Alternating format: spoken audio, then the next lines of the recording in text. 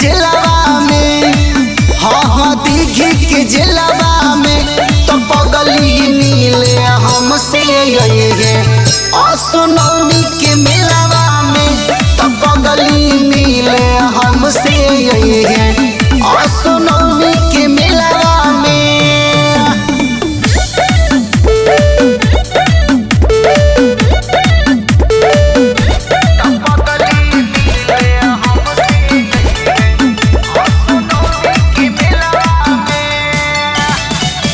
तोहरे खातिर बेच दिहनी खेत खलियान गे ताना हमके मारतावे दुनिया जहान गे हे गे तोहरे खातिर बेच दिहनी खेत खलियान गे ताना हमके मारतावे दुनिया जहान गे।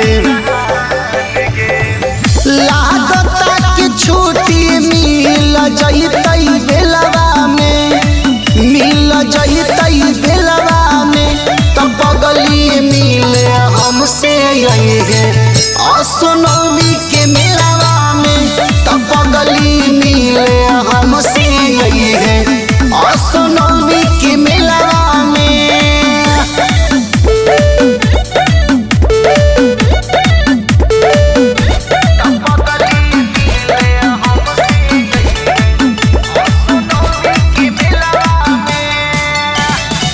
सोचलो न रहली कबहू करबे ऐसन काम गे भेजी के हमके जिलवा कइले बदनाम गे हे गे सुना सोचले न रहनी कबहू करबे ऐसन काम गे भेजी के हमके जिलवा कइले बदनाम गे।